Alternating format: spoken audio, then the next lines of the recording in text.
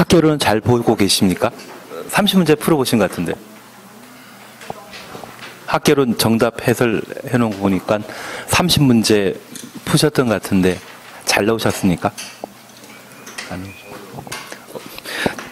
천천히 나가시면 됩니다.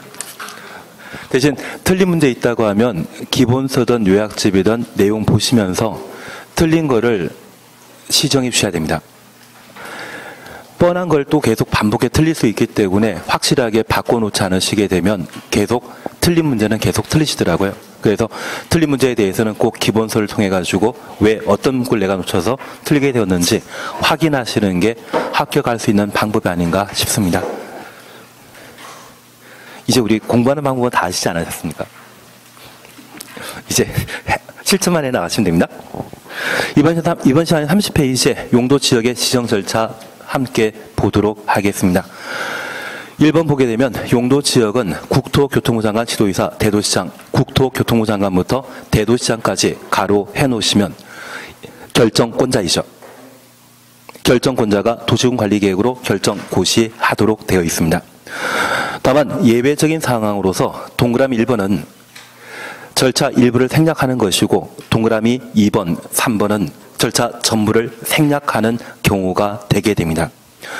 우선 동그라미 1번 보게 되면 바다인 공유수면을 매립하게 되었을 때 매립 특례로서 기억 찾았습니다. 매립구역의 매립 목적이 이웃한 용도 지역과 같은 경우에는 매립 준공 인가일에 이웃한 용도 지역으로 지정된 것으로 본다.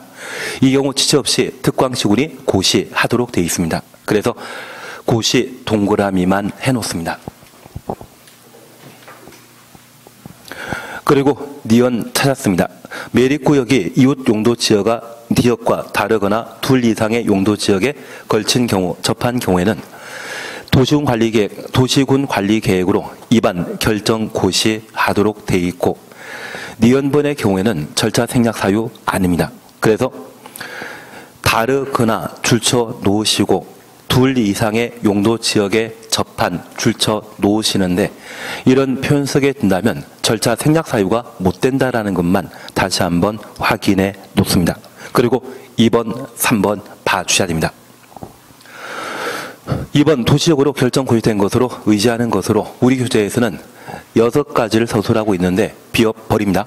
비업은 버리시고 아주 어려울 때 이야기 나오는 것이고 디귿, 리을, 미음, 보시니 국가 일반 도시 첨단 산업단지로 지정되거나 택지개발지구로 지정되거나 전원개발사업구역 등으로 지정된 때 도시적으로 결정 고시된 것으로 본다. 그리고 기역, 니은 보십니다. 항만구역으로 도시지역에 연접한 공유수면 그리고 니은 의왕구역으로 도시지역에 연접한 공유수면에 대해 도시적으로 결정 고시된 것으로 의제하고 있습니다.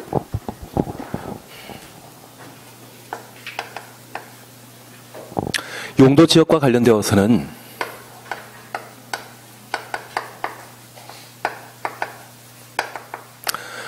내가 도시군 관리계획의 결정권자인 남양시장이 되었을 때 우리 남양시의 행정관할구역의 다양한 토지 현상을 눈으로 볼 수 있을 겁니다. 그래서 지금 우리가 앉아있는 이 평내보평지구의 학원 건물이라고 하면 내가 도시군 관리계획의 결정권자라면 어디로? 상업적으로 결정해야 될 것이고 내가 지금 살고 있는 주택에 대해서는 주거적으로 결정해야 될 겁니다. 공장 많이 들어서 놓은 곳 또는 테크노밸리라고 하면 공업적으로 결정 고시해야 되고 조합면 일대 농경지라고 하면 농림적으로 결정 고시하게 되는데 도시 하나와 군 하나를 대상으로 현재 토지 이용 상태를 고려해서 결정할 용도 지역 어디인지 대상에 관한 사항을 함께 보신 겁니다. 그리고 두 번째, 절차에 관한 사항을 함께 살펴보셨습니다. 원칙에 관한 사항, 도시군관리계획 결정권자가 도시군관리계획으로 용도지역을 결정 고시하도록 되어 있고 저 절차를 일부 생략하는 것과 전부 생략하는 것으로 각각 구분하셨는데 공유수면 매립과 관련되어서는 더 이상 문제 없죠. 되신 걸 알고 계십니다. 만약 호수나 강이란 말 쓰게 된다면 또는 하천이란 말 쓰게 된다면 이미 용도 지역이 결정된 상태입니다. 대부분 자연환경 보전 지역에 해당되는 것으로서 얘를 매립하더라도 그 용도 지역으로 매립된 것으로 판단하게 되고, 이 호수 강에 대해서는 공유수면이라 할지라도 용도 지역 특례 대상이 못 되는 것으로 파악해 뒀습니다. 땅에 대해서는 용도 지역이 결정 고의된 상태이지만 바다는 미정 상태이고, 이 바다를 매립하게 되었을 때 매립구역과 이웃한 용도 지역의 지정 목적이 동일하면 도시군 관리 계획의 입안, 그리고 결정입니까? 고시입니까? 결정까지만 생각하는 것이고 고시는 따로 하도록 되어 있습니다. 만약 시험에 출제되었을 때 도시군 관리 계획으로 결정 고시까지 생략한다, 고시까지 생략한다, 그런 취지의 주문 나오면 그게 잘못된 것으로 판단하셔야 됩니다. 어차피 시험에 내게 된다면 그 패턴밖에 없습니다. 매립구역과 이웃한 용도 지역의 지정 목적이 동일하면 결정까지는 생략하고 고시는 따로 해야 된다는 걸 꼭 구분해 주셔야 됩니다. 하실 수 있죠? 그리고 두 번째입니다.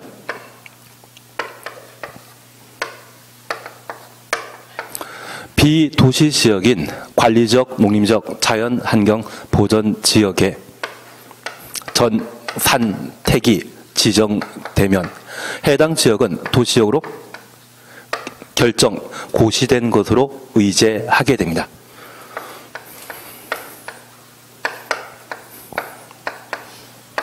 우리가 민법 공부하시면서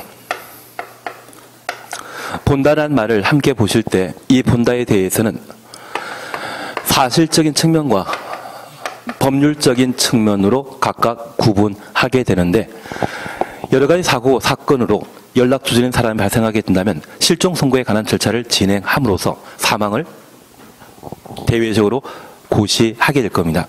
그래서 실종 선고 전 상태라고 하면 사망한 것으로 추정하게 되고요. 실종 선고 이후에는 사망한 것으로 간주한다라는 말 지금 되지 않으셨습니까? 그냥 아는데 그냥 가만히 있으시는 거죠? 그리고 미성년자랄지라도 결혼하게 되면 성년과 동일한 사적 관계에 있어서 법률 행위할 수 있다. 그래서 성년 의제란 말을 각각 사용하게 됩니다. 그래서 법적 문제에 대해서는 항상 의제란 말로 대신하게 되는데, 비도시지역이 발전소 만들기 위한 전원개발사업구역으로, 공장 만들기 위한 국가 일반 산업단지로, 택지개발지구로 지정되었다고 하면 이 전원개발사업구역 등은 개발 행위를 할 수 있는 공간으로서 그 개발 행위를 원활하게 수행할 수 있도록 개발 사업 도중에는 도시적으로 결정 고시된 것으로 의제하게 될 겁니다. 특히 택지개발지구라고 하면 우리가 지금 살고 있는 평내 우평지구가 과거에 택지개발지구로 지정되었는데, 이 택지개발지구 안에 5% 정도 면적은 상업용지로 우리 학원 같은 건물 세워놨고요. 나머지 80%는 주거지역으로 아파트나 우리가 알고 있는 상가주택이라 불리는 다가구 주택이 만들어지는 공간이 있습니다. 그래서 이 택지개발지구로 지정되게 되면 개발사업할 용도이죠. 그 개발사업할 용도라고 하면 종전에 비도시지역에서는 개발사업 한다 못한다? 못합니다. 그러면 저 비도시지역을 도시지역으로 변경하는 도시군 관리 계획을 입안 결정하게 되면 기초조사 등을 포함하게 되면 그 기간이 2년 반 정도가 소요되게 됩니다. 그러면 당장 시급한 주택난을 해결하기 위한 택지 개발 사업이 2년, 3년 동안 지연되게 된다고 하면 적기에 주택 공급이 이루어지지 않고 주택 가격이 천정부지로 높아진 상태에서 이후에 주택이 공급되게 된다면 실효성이 좀 낮아질 수 있습니다. 신속한 개발 사업을 도모하기 위해 현재 관리적, 농림적, 자연환경 보존적이랄지라도 바로 택지개발지구로 지정되게 되면 개발 사업을 수행할 수 있는 도시지역으로 변경된 것으로 인정하자. 그런 의미에서 비도시지역의 전, 산, 택이 지정되게 되면 도시지역으로 결정 고시된 것으로 의제하게 됩니다. 취지는 이해되시겠습니까?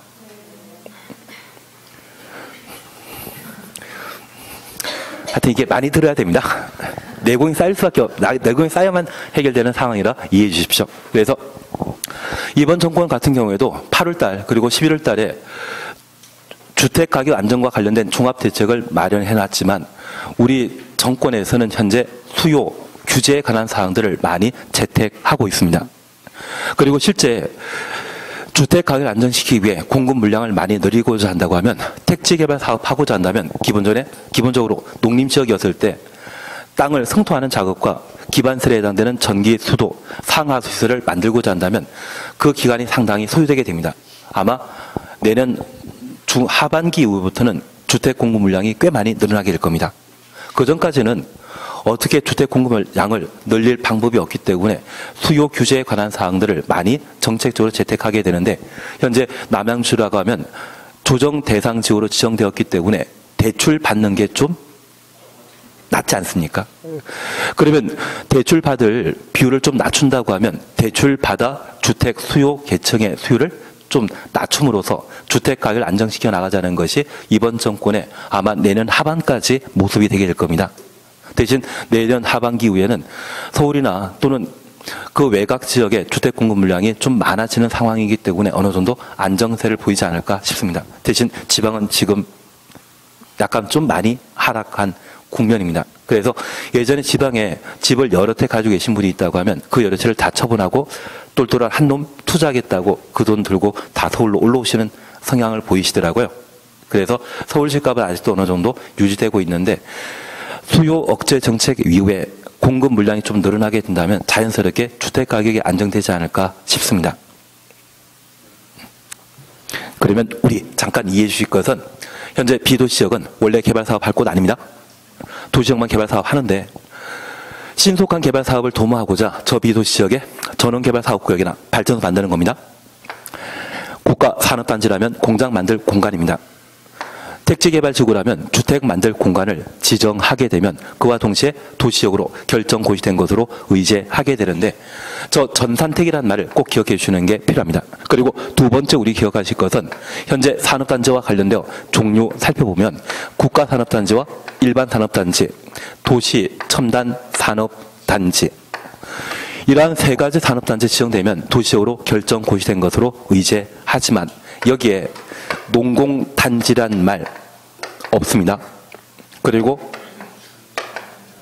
준산업단지란 말 없습니다. 만약 이 두 가지 산업단지가 지정되었을 때 도시역으로 결정 고시된 것으로 의지한다. 이 말로 하면 틀린 지문으로만 판단해 주십시오. 그리고 마지막으로 우리가 봐줄 것이 있습니다. 의왕구역은 고기, 배가 드나드는 항구를 말하고요. 항만구역이라면 화물선이 드나드는 포구를 말하게 되는데 특별히 바다는 도시 지역에 붙어 있고 어선이나 화물선이 접안하기 위한 부두시설을 만들고자 한다면 그 부두시설은 땅에 만들겠습니까? 바다에 만들겠습니까? 바다에 만듭니다. 그러면 종전 바다라고 하면 용도 지역이 미정인 상태인데 저 부두시설을 만들고자 하는 바다가 도시 지역에 연접해 있는 곳이라고 하면 그곳에 대해서는 도시역으로 결정 고시된 것으로 의제하자 그 의미가 되게 됩니다. 다만 우리가 이해하실 것은 항만구역, 어항구역으로서 도시역에 연접한 공유수면이 도시역으로 바뀌는 것이지 땅이 도시역으로 바뀌는 거 아닙니다. 그러면 우리 개개인 중에 바다를 소유하고 있는 분은 없습니다. 그래서 저 바다를 소유한 분은 없기 때문에 저 항만구역, 어항구역으로 연접한 공유수면이 도시역으로 변경된다 해서 돈 버는 사람 안 계실 겁니다. 의미 없는 제도이고 얘는 시험 용도로만 이해해 주십시오. 다만 우리 다시 한번 보시게 되면 항만구역, 어항구역으로서 도시역에 연접한 공유수면이 도시역으로 결정 고시된 것으로 의지하죠. 지금 도시역으로 의제하는 것은 땅입니까? 바다입니까? 바다입니다. 공유수면이 바다라 했습니다. 그 공유수면이 도시역으로 바뀌는 것으로서 부동산 중개활성과 전혀 관계없는 사안으로서 얘는 시험 용도로만 기억해 주십시오. 그래서 항상 우리 보실 것은 도시역에 붙어있는 공유수면 이 말 나왔을 때 도시역으로 결정 고시된 것으로 의제하게 됩니다. 그리고 두 번째입니다. 여기 비도시지역은 관리지역, 농림지역, 자연환경보전지역인데 현재 농림지역인 곳이 갑자기 택지개발지구로 지정되었다면 국토계획법상 도시지역으로 결정고시된 것으로 의제하게 됩니다. 그러면 우리가 토지용계획 확인서를 열람하게 되면 이 농림지역은 계속 농림지역으로 표기되어 있는 상태이고요. 그 땅이 택지개발지구로 지정되었다고 토지용계획 확인서에 표기되어 있다고 하면 우리는 법을 알기 때문에 그 땅은 더 이상 농림지역이 아니라 도시지역으로 결정고시된 것으로 판단할 수 있습니다. 그러면 이 농림지역과 관련되어 택지개발지구가 지정된 농림지역에 토지 소유자를 파악하고자 한다면 뭐 열람하시면 됩니까? 토지대장 공시법 세간에 이것 본 적 없으십니까? 그러면 저 토지대장에 표기되어 있는 토지 소유자가 있는데 그 토지 소유자 전화번호 어떻게든 알아가지고 땅 팔 생각 없냐 물어보는 게 필요하시죠. 그래서 갑자기 나한테 땅 팔 생각 없냐 물어보게 된다면 나는 30년 동안 농사짓는 농림지역을 알고 있었는데 나는 30년 동안 나무 심을 수 있는 자연환경 보존지역을 알고 있었는데 그곳에 이상한 게 새로 결정되었기 때문에 땅 팔라는 전화 온 겁니다. 그런 경험하셨다고 하면 내가 앞으로 중개업 하시게 되었을 때 저 토지대장 열람하시면서 저 토지 소유자에게 전화하실 마음 생기시죠?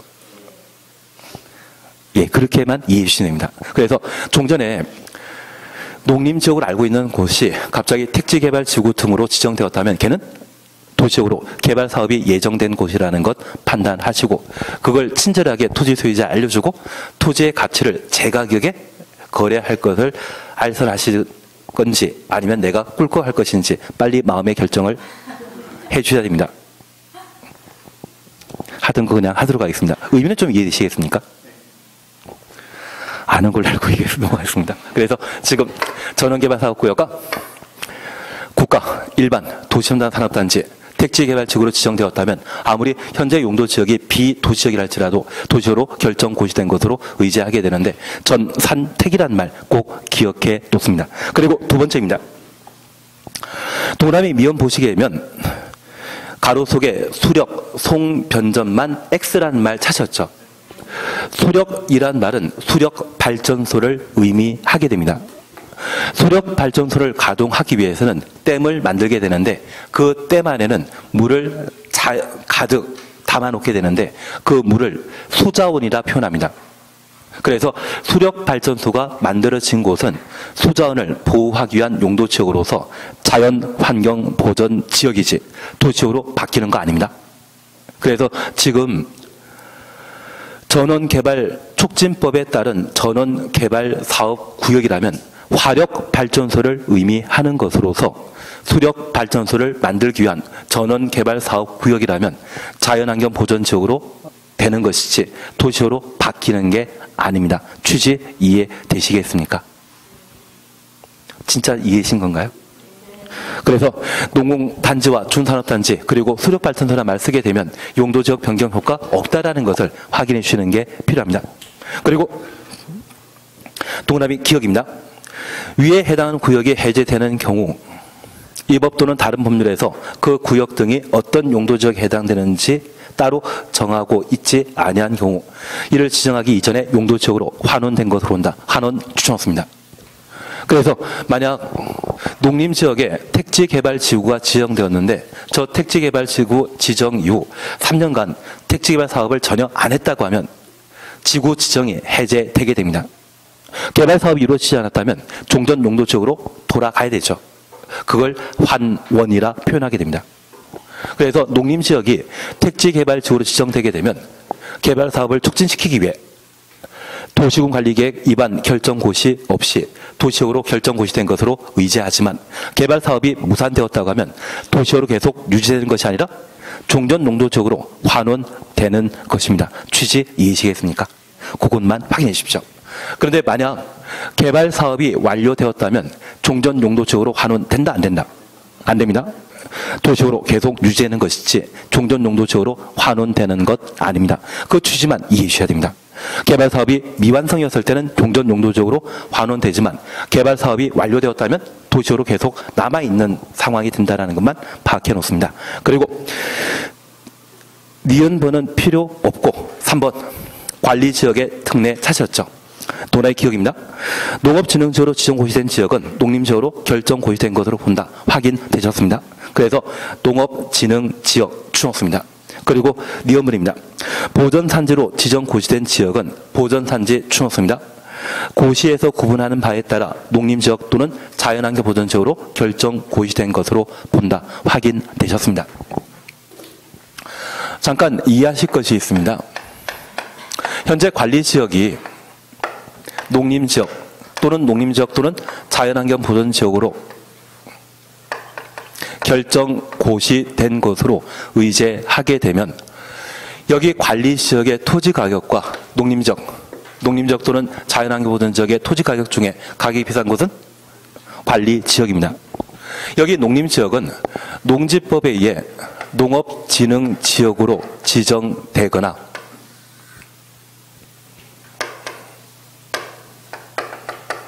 보전산지로 지정된 곳이 농림지역이 되게 되는데, 특별히 이 관리지역의 농지중에 농림부 장관이 농업진흥지역 지정하게 되면 해당 용도지역은 농림지역으로 결정 고시된 것으로 의제하게 됩니다. 그러면 평당 토지 가격이 100만 원 하던 것이 농림지역 지정되게 되면 평당 20만 원으로 바뀌게 되는데, 간혹 이 관리지역의 농지가 천수답이라 해서 관계 수리설이 전혀 없는 상태의 농지가 있습니다. 열심히 농산물을 좀 더 많이 수확할 목적으로 관계 수리설을 새로 만들고 비옥한 옥토를 만들게 된다면 지나가던 농림부 장관이 이제 농업 생산량이 높아졌기 때문에 농지로 적극적으로 보호할 필요가 있다 판단하여 농업진흥지역 지정할 수 있거든요. 그 순간 무엇이 된다? 농림지역으로 결정 고시된 것으로 판단하게 됩니다. 그래서 이 관리지역의 농지를 소유하신 분이라면 그냥 그대로 방치하는 게 나으시지, 애써서 열심히 개간하시고 벼농사 좀 더 심어보겠다고 노력하시면 땅값 떨어지는 일을 스스로 저지르는 그런 상황이 되게 됩니다. 다만 우리가 이해하실 것은 이 관리지역의 농지라고 하면 보전 가치 있다 없다? 없습니다. 농림지역의 농지라면 보전 가치가 있는 농지가 될 텐데, 그렇게 농지가 보전 가치가 높아지게 된다면 농지법에 의해 농업진흥지역으로 지정 고시하게 되었을 때 무엇으로? 농림지역으로 결정 고시된 것으로 의제하게 됩니다. 취지 이해하신 겁니다. 그리고 두 번째입니다. 여기 관리지역에 산지라고 하면 나무 심는 땅을 말하는데, 이 산지는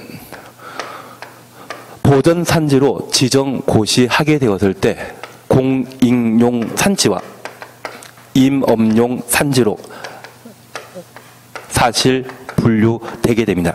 여기 공익용 산지라고 하면 우리 설악산이나 오대산이라는 곳 있죠. 그러한 곳에 나무 심어져 있는 곳이라면 그곳이 공익용 산지로 분류되고, 우리 가평 가시게 되면 잣나무 많지 않습니까?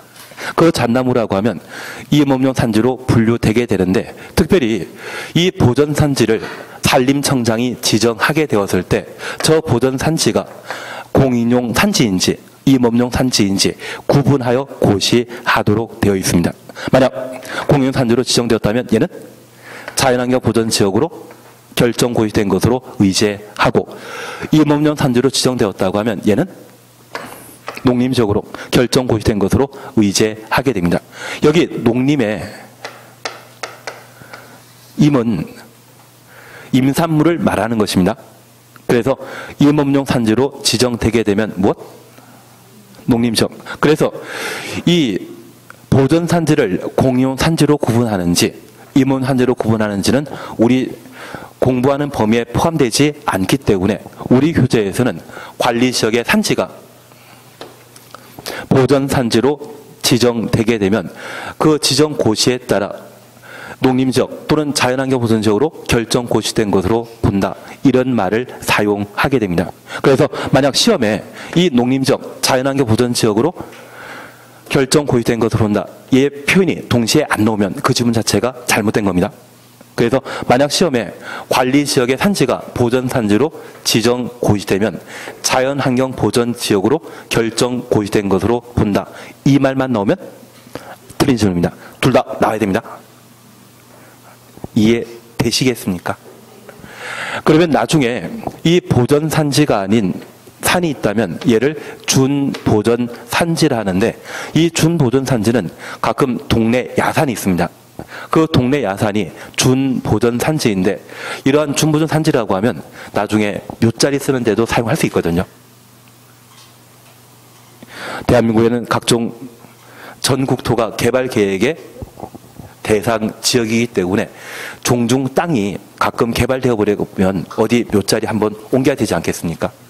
그래서 이 준보전 산지 찾는 사람들이 꽤 많습니다. 그래서 이런 산이 있다고 하면 일단 내가 잡아놓고 나중에 천천히 거래 시도하는 쪽으로 마음 먹어주십시오. 그리고 공인용 산지로 분류되는 땅이 있다고 하면 얘는 투자하면 안 되십니다. 규제가 워낙 심하기 때문에 함부로 개발 이익 얻기가 힘드시고요. 그나마 좀 나은 것이 있다면 임업용 산지가 되지 않나 싶습니다. 그래서 산 중에 가장 가치 있는 것은 준보전 산지입니다. 보전 산지 아니면 다 준보전 산지입니다.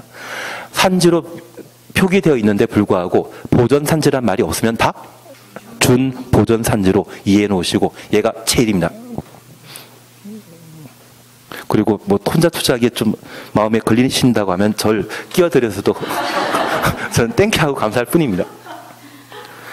하던 거 계속 하도록 하겠습니다. 그래서 우리가 기억하실 것, 관리지역의 농지가 농지법에 의한 농업진흥지역으로 지정 고시되면 무엇으로? 농림지역으로 결정 고시된 것으로 의지한다. 농림지역 하나 나와야 되고요. 관리지역의 산지가 보전산지로 지정 고시되게 되면 농림지역 또는 자연환경 보전지역으로 결정 고시된 것으로 본다. 의지에 관한 사항 저렇게 한번 살펴놓습니다. 시험 볼 때까지 전 산택이란 말 기억하시고, 제가 부탁드릴 것은 수력 발전소는 용도지역 변경 요건 아닙니다. 농공단지와 준산업단지도 용도지역의 변경 요건이 못 된다라는 것 확인해 놓습니다. 그리고 31페이지에 용도지역 지정 효과 찾으셨죠? 별표 하나 해놓습니다. 하단부에 나온 이야기에 대해서는 무조건 봐주셔야 됩니다. 그리고 1. 용도지역 안에 건축 제한 찾으셨죠? 여기 건축 제한은 주거지역으로 지정된 곳에 위락시설 만들면 주거지역의 지정 목적은 달성할 수 있겠습니까? 없겠습니까? 없을 겁니다. 만약 자연환경 보전지역에 만약 중화공장을 만들게 된다면 자연환경 보전지역의 지정 목적은 달성할 수 있다 없다? 없습니다. 그래서 용도 지역마다 건축할 수 있는 건물의 종류를 법으로 제한하게 되는데,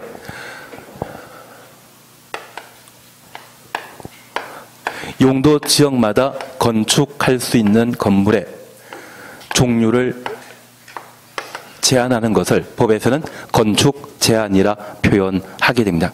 우리 주변에는 가장 흔히 볼 수 있는 것이 아마 주거용 건축물이 될 겁니다. 저 주택 중에 단독택의 건축이 불가능한 곳이 딱 2개 용도 지역이 있습니다. 단독택 건축할 수 없는 용도 지역으로서 유통상업 지역과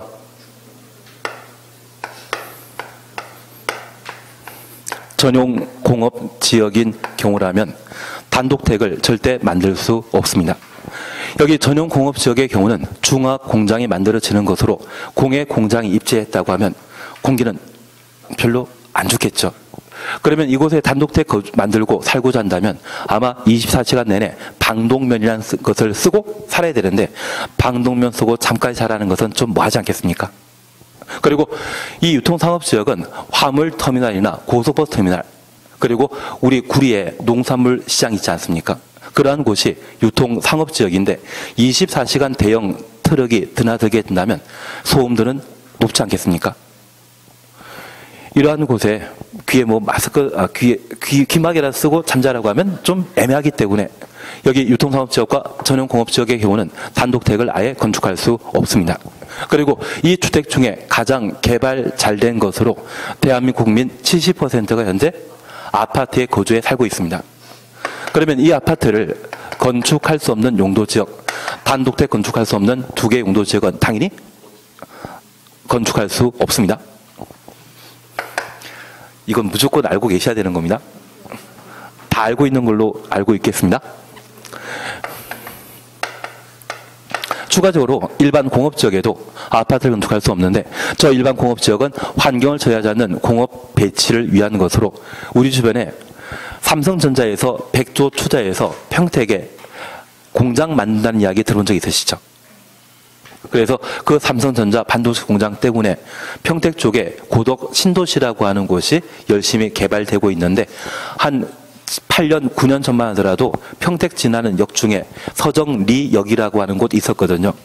그 서정리라고 하면 완전 시골 역사 건물인데 예전에 제가 알기에 역 앞에 땅이 평당 80만 원, 100만 원밖에 안 했습니다. 요즘 가면 강남 상업지역 토지 가격과 비슷하게 거래됩니다. 그래서 삼성전자가 뭔가 투자하게 된다고 하면 1차 밴드나 2차 밴드도 함께 투자하다 보니 그 지역 일대 상업용지가 좀 많이 가격이 올라간 것 같습니다. 별로 좋아하는 표정 아닙니다. 다만 이런 일반 공업지역이라고 하면 대규모 공장 만들어야 되는데 그곳에 아파트 만드는 건 된다 안 된다? 안 된다라는 것 기억해 주셔야 됩니다. 그리고 저 아파트는 개발 상징이기 때문에 비개발 용도에 해당되는 녹지지역, 관리지역, 농림지역, 자연환경보전지역에는 아파트 개발할 수 없습니다. 그래서 만약 계획관리지역에 아파트 만들 수 있다. 그런 취지 질문 나오면 드립니다. 계획관리지역이랄지라도 기본적으로 아파트 개발한다 못한다. 못한다라는 것 잡아주셔야 됩니다. 그리고 제1종 전용 주거지역과 제1종 일반 주거지역에도 아파트를 개발할 수 없는데 우리 전용 주거지역은 양호한 주거환경을 보호하기 위한 조용한 동네를 말했습니다. 1종은 단독택 중심이죠. 그러면 아파트는 공동택에 해당되는 것으로서 1종 전용 주거지역에는 건축할 수 있다 없다? 없습니다. 그리고 1종 일반 주거지역, 일반 주거지역은 편리한 주거환경 조성이 포인트입니다.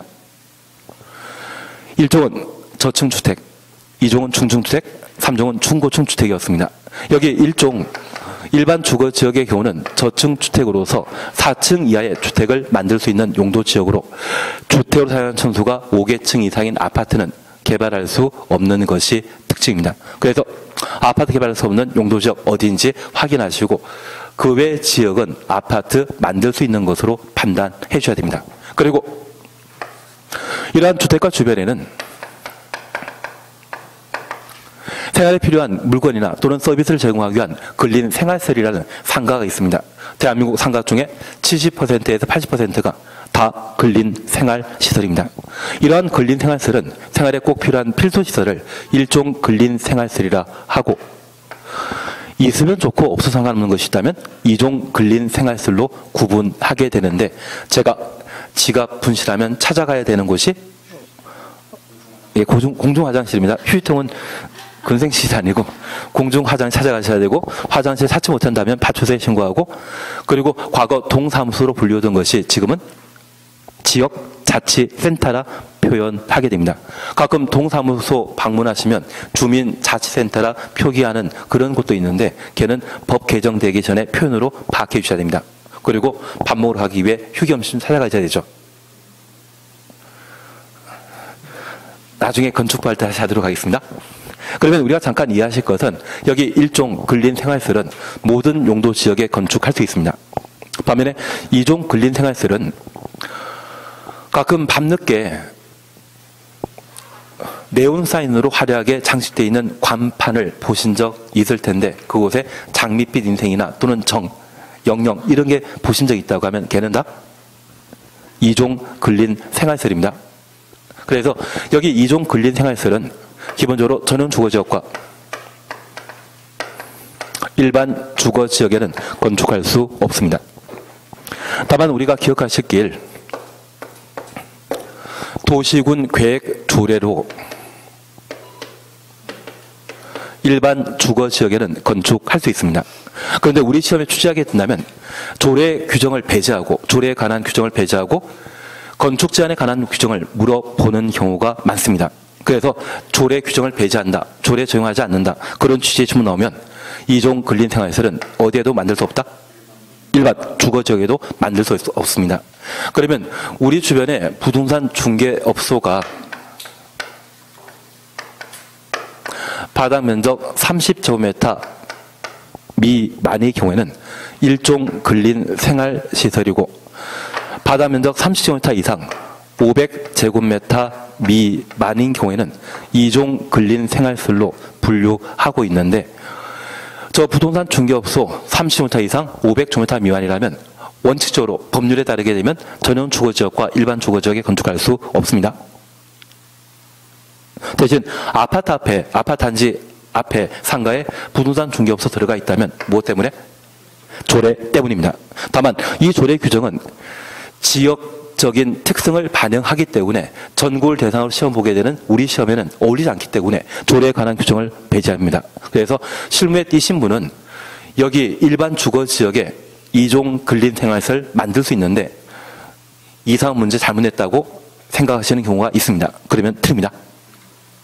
그래서 우리가 기억하실 것은 조례에 따라 2종 근린생활시설을 일반 주거지역에 만들긴 하지만 그것은 조례, 실무상의 문제이고 법률상의 문제에서 조례 규정 배제하게 되면 2종 근린생활시설은 전용 주거지역과 일반 주거지역에는 건축할 수 없는 것으로 판단해 주십시오.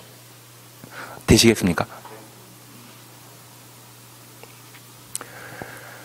근데 이게 이렇게 시험에 나옵니다. 그래서 나중에 시험 문제 볼 때 조례 배제한다는 말 쓰게 되면 2종 근린생활시설은 전용 주거지역과 일반 주거지역에 건축할 수 있다 없다? 없습니다. 나머지는 모두 가능한 것으로 판단해 놓습니다. 그래서 우리 설악산에 대청봉 꼭대기에 가면 대피소 있거든요. 그 대피소에서도 컵라면 팔던데요. 그러면 소매점이라고 하면 일종 근린생활시설이거든요. 나는 지금 1종 근린생활시설과 2종 근린생활시설 구분 못한다 라고 하시면 건축법 촬영해 놓은 게 3, 4월 달에 촬영해 놓은 게 있거든요. 그걸 한번 봐주셔야 됩니다. 건축법 3, 4월 달에 건축물의 용도 변경과 관련되어 아마 제가 건축물의 용도에 관한 사안들을 한번 해드렸는데 그때 이야기 드린 게 주택과 관련되어 단독택과 공택 그리고 1종, 2종 근린생활시설에 대한 기본적인 것은 한번 해놨습니다. 그걸 한번 보고 들어와 주시면 됩니다. 어차피 시험에 내는 게 주택과 근린생활시설 가지고 시험 문제 내기 때문에 거기까지 한번 봐주셔야 됩니다. 그러면 하나 여쭐 게 있습니다. 만약 우리 주변에 애완견을 키우기 위한 동물병원이 있다고 하면 그 동물병원은 1종 근린생활시설이다, 2종이다. 2종입니다. 독서실은 1종이다, 2종이다? 독서실은 2종 근린생활시설입니다. 그래서 생활에 꼭 필요한 것이라면 1종이고요. 있으면 좋고 없어도 상관없는 것이 있다면 모두 2종 근린생활시설인데 생활에 꼭 필요한 1종 근린생활시설은 자연환경 보존지역이라도 건축할 수 있습니다. 왜? 생활에 꼭 필요하니까.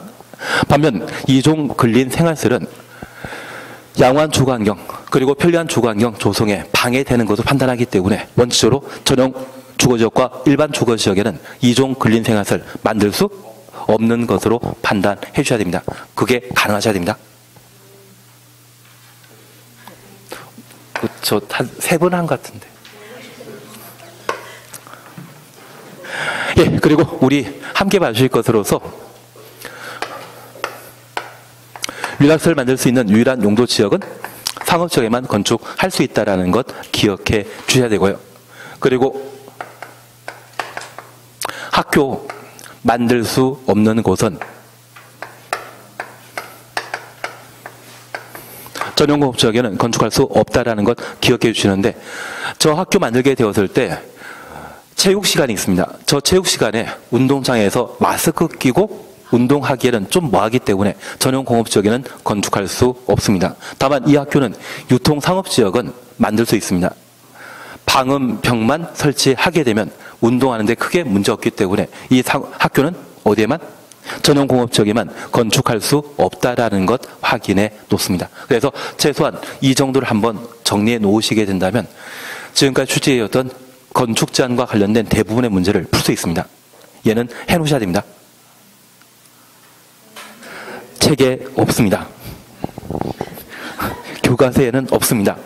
교과서에 없는데 이 교과서에 없는 거를 얘를 한번 정리해 놓으셔야 됩니다. 예, 그리고 이 건표를 찾았습니다. 우리 교재에는 주거지역과 관련되어 50, 50 전용 주거지역입니다.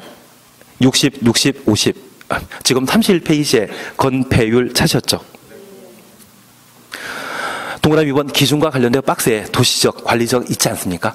그리고 도시적의 주거지역은 50, 50 두 개 나와 있는데 얘는 전용 주거지역 60, 60, 50 세 개 있는데 얘를 묶어 놓으시고 일반 주거지역. 그리고 70은 준주거지역을 말합니다. 그리고 상업지역은 90, 중시상업지역입니다. 80, 일반 상업지역입니다. 그리고 80, 유통상업지역입니다. 그리고 70은 근린상업지역입니다. 그래서 우리 요약집은 상업지역의 분류를 중일, 유근으로 해놨습니다. 중리상업지역과 일반상업지역, 유통상업지역, 근린상업지역으로 해놓은 겁니다.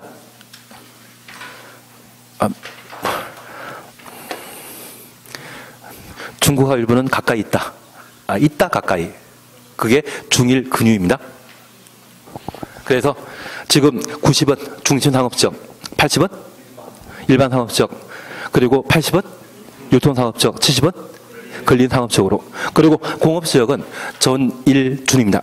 전용 공업지역과 일반 공업지역, 준공업지역으로 각각 구분하는데 죄다 70%로. 그리고 녹관 농자, 녹지역, 관리지역. 다음 페이지에 농림지역, 자연환경보전지역은 개발용도이다, 비개발용도이다.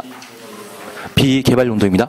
죄다 20%가 기본인데 계획관리지역에 있어서만 건폐율을 40%를 한다는 것 확인했습니다. 되신 겁니다.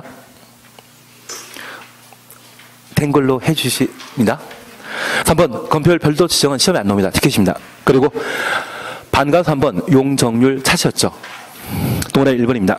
용적률이란 대지 면적에 대한 지상층의 연면적 비율을 말한다. 지상층이라고 적어 놓습니다.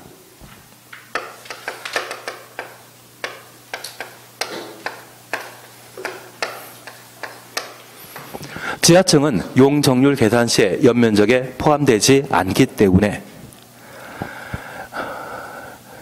동그라미 1번 용적률이란 대지 면적에 대한 연면적 비율을 말한다. 연면적 앞에다가 지상층이라 적어 놓습니다.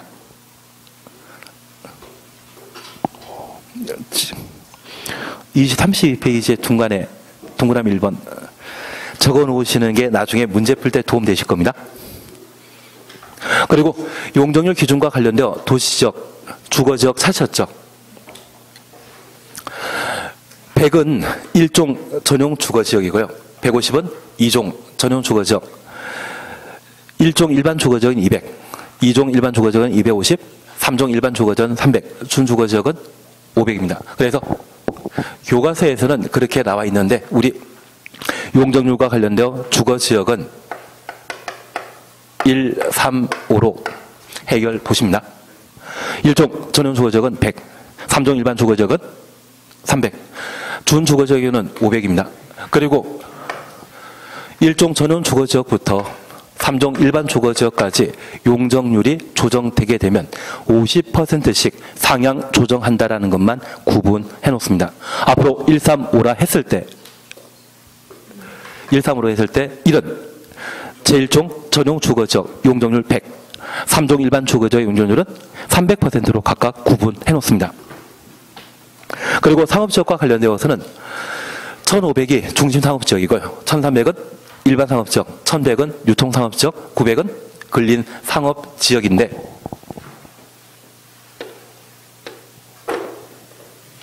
(5319가) 나오십니까? (5391이) 나오십니까? 그냥 교재된 대로 하면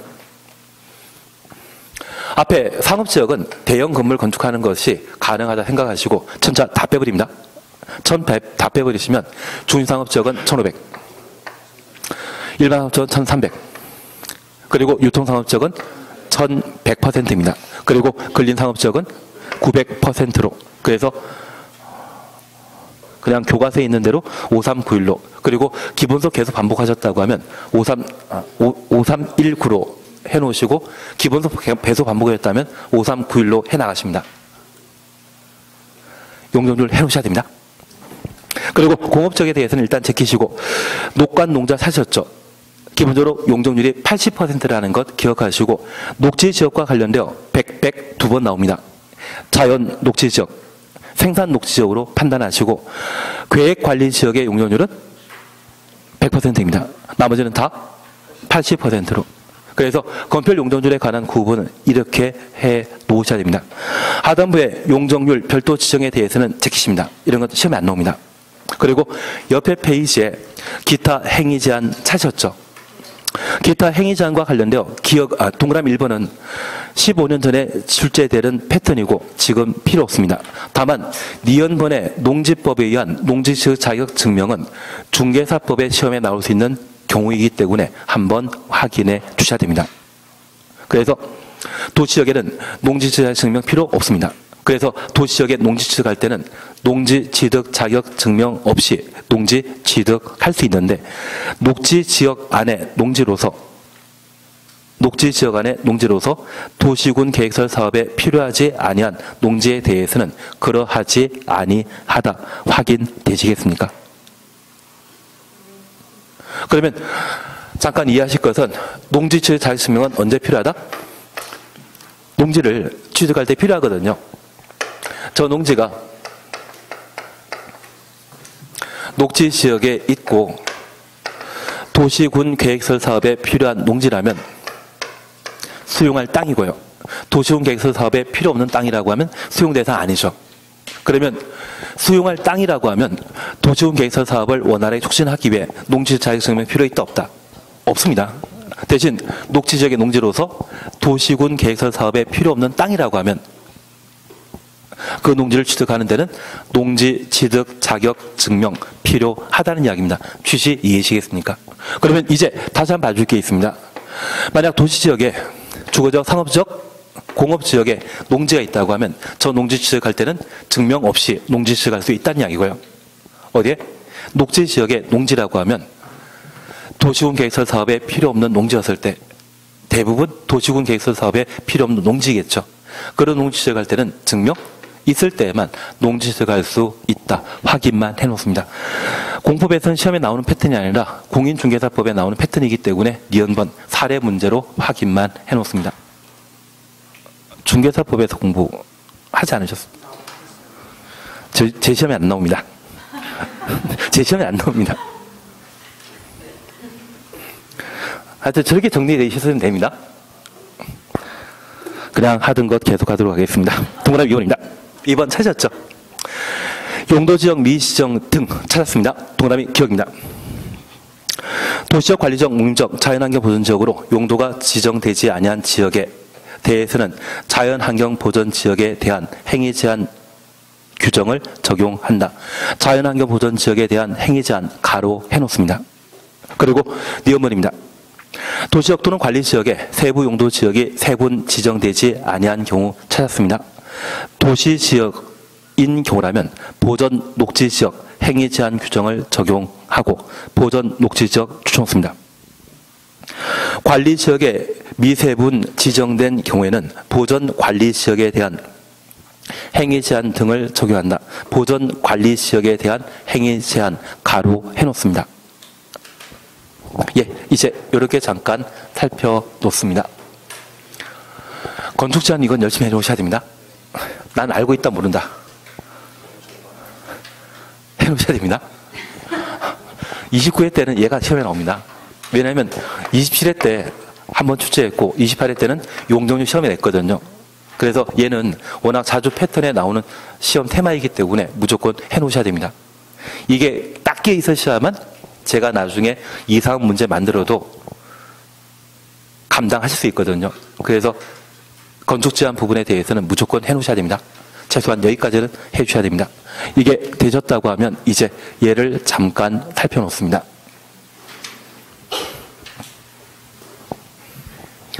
여기 행위 제한 규정에 있어서는 건폐율에 관한 규정과 용적률에 관한 규정 있습니다.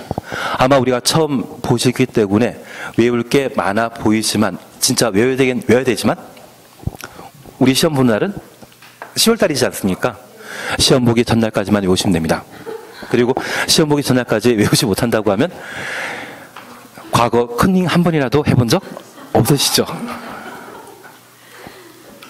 무조건 시험에 나오기 때문에 얘는 컨닝에서라도 맞출 생각해 주셔야 됩니다. 그리고 컨닝 모의고사 볼 때마다 몇 번 하시다 보면 아마 두 번째 이후부터는 이거 안 적어도 건별 용적률은 잘 맞추실걸요. 예, 공법은 좀 그런 게 있습니다. 다만 우리가 잠깐 이해해 주실 것이 있습니다. 한 5분만 하고 쉬었다 하십니다. 여기 건폐율 용적률은 우리가 도를 따라 여러 필지의 대지를 살펴보게 되면 이 대지 안에 건물이 만들어져 있는 것을 보신 적 있을 겁니다. 만약 시골 지나갔을 때는 보통 1층이나 2층짜리 단독택이 주로 만들어져 있고 평내 우평지구에는 상업지역의 경우는 한 10층짜리 건물이 만들어져 있으며 저 길 건너편에 상가주택에 질비한 다가구택의 경우는 3층 아니면 4층짜리가 만들어져 있습니다. 도를 따라 사람이 지나다니면서 이 건물을 옆에서 바라보는 시각이 있는데 옆에서 바라보게 되면 건물의 층수가 눈에 바로 보일 겁니다. 그리고 이러한 건물을 하늘에서 내려다보는 방법이 있을 겁니다. 그러면 건물을 하늘에 내려다보게 되면 도를 따라 여러 필지가 평면으로 보이게 되고 이 평면에 건물이 차지하는 공간을 확인할 수 있거든요. 그걸 건폐율이라 표현하게 됩니다. 만약 녹관농자라고 하는 비개발 용도라고 하면 건물 건축할 수 있는 건축 면적은 크게 잡아준다, 작게 잡아준다. 작게 잡아줘야 될 겁니다. 그래서 비도시 지역의 건폐율이 20%라고 하면 대지 면적이 100이었을 때 최대 건물 건축할 수 있는 건축 면적은 20이고 나머지 80은 빈 공지가 되게 됩니다. 그리고 이웃 용도 지역의 경우에도 대지 면적이 만약 200이었을 때 최대 건축 가능한 건축 면적은 40이고 160은 비어 있을 겁니다.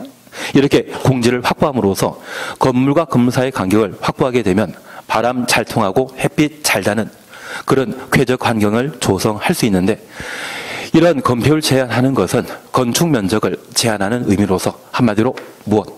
공지 확보하자는 것이 목표입니다. 저런 공지가 확보되었을 때 화재 발생해도 이웃 건물에 화재 인하될 염려 없겠죠. 바람 잘 통하겠죠. 그래서 녹가 농자의 경우는 건폐율을 낮게 책정하는 것이 필요합니다.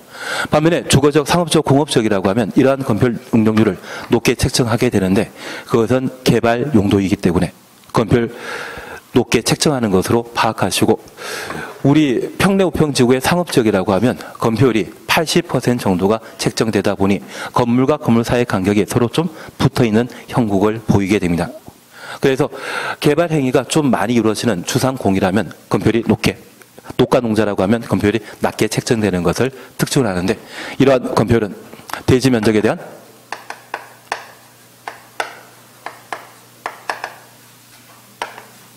건축 면적의 비율을 건폐율이란 말로 대신하게 됩니다. 외우는 방법 다른 거 없습니다. 우리 지금까지 공부하셨다면 주거적은 전일준이 주거적입니다. 전용 주거적은 건폐율 50, 일반 주거적은 건폐율 60. 다만 일반 주거지역에 1, 2, 3종이 있는데 3종 일반 주거지역의 건폐율은 50%의 예외 존재한다는 것을 확인하십니다. 하나 이해하실 것이 있습니다. 3종 일반 주거지역이 서울에 지정되게 되면 요즘 35층짜리 아파트 만들어집니다. 그런데 그 35층짜리 아파트 만들어질 때 건폐율이 60인 상태에서 용적률 300%로 35층짜리 아파트 만들어지게 되면 이러한 곳에 사람이 지나다니다 보면 이 건물 덩치 때문에 건물과 건물 틈으로 주변 자연 경관, 산을 아예 쳐다볼 수 없습니다. 그래서 일반 상업지역의 경우는 건물을 좀 날씬하게 만들어주게 된다면 건물과 건물 사이 틈으로 산이라도 좀 쳐다볼 수 있지 않겠습니까? 우리 학교 다닐 때 앞에 키 작은 분이 앉아 계시면 얼굴 사이로 칠판을 볼 수 있었지만 키 큰 친구가 앞에 있으면 칠판 제대로 학교 다닐 때 보신 적 있다 없다? 없지 않습니까? 그래서 좀 홀쭉하게 해놔야만 어느 정도 주변 경관을 볼 수 있다 해서 3종 일반 주거지역의 건폐율은 얼마로? 50%로. 그래서 기본적으로 주거지역은 5, 6, 7인데 3종 일반 주거지역만 50%라는 것 기억해 놓습니다. 사업적과 관련되어서는 교재대로 하는 방법이 있는데 뭐 이 책이 처음이라면 교재대로 하시고 그냥 제가 할 때는 9878로 계속 나가겠습니다. 어차피 지금까지 해왔던 게 있는데 그래서 중립산업적은 90, 일반산업적은 80, 근린산업적은 70, 유통산업적은 80이라는 거 기억하시고 공업적은 죄다 70입니다. 녹간농자의 경우에는 기본적으로 20, 계획관리적만 40%라는 것 잡아내십니다. 무조건 해주셔야 됩니다. 그리고 용적률은 대지 면적이 100이었을 때 각각 100이었을 때 이 땅에는 용적률이 100% 적용되고 이 땅에는 용적률이 500% 적용되었을 때 각층의 바다 면적을 둘 다 50을 한다고 하면 대지 면적이 100이었을 때 용적률 100이라면 최대 연면적은 대지 면적의 한 배입니다. 100 만들 수 있습니다. 2층짜리 만들어지겠죠. 반면에 용적률 500이라고 하면 최대 건축할 수 있는 연면적은 500제곱미터입니다. 500제곱미터입니다. 각층의 바다 면적이 50이었을 때 이 경우에는 10층짜리 건물 만들 수 있는데 용적률 차이에 따라 건물의 층수가 달라지지 않습니까? 만약 한 층에 10명씩 거주한다고 하면 2층짜리 건물이기 때문에 얘는 20명이 얘는 10층짜리 건물이기 때문에 100명이 거주할 수 있습니다. 결국 용적률 차이에 따라 건물의 층수가 달라지게 된다면 동일한 대지 면적에 이용할 수 있는 사람 수가 달라지게 되는데 우리 인구 밀도란 말 들어본 적 있죠?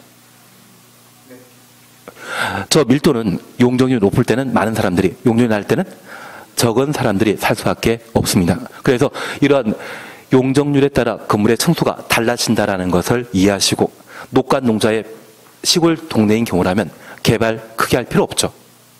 그래서 용적률을 낮게 책정하는 반면 주상공의 경우는 용적률이 높게 책정됨으로써 높은 층수의 건물이 만들어질 수 있을 겁니다. 그래서 이 용적률은 사람이 지나다니면서 건물을 옆에서 바라봤을 때 느낄 수 있는 층수 차이를 의미하게 될 겁니다. 그래서 여기 용적률과 관련되어 우리 약속하신 게 있습니다.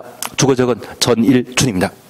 특히 1종 전용 주거적은 100, 3종 일반 주거적은 300, 준주거적은 500, 135입니다.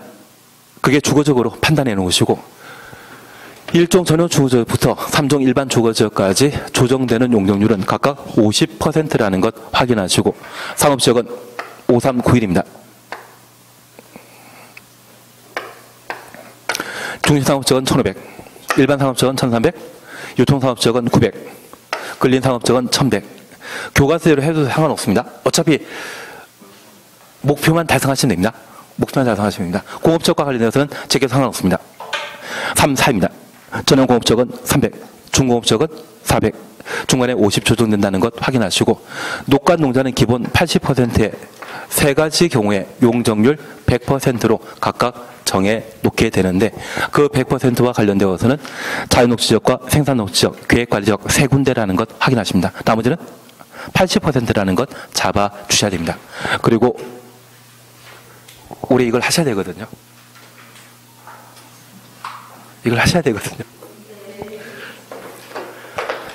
안 되면 컨닝이라도 해주십시오. 안 되면 컨닝이라도 해주십시오. 그리고 쉬었다 하십니다.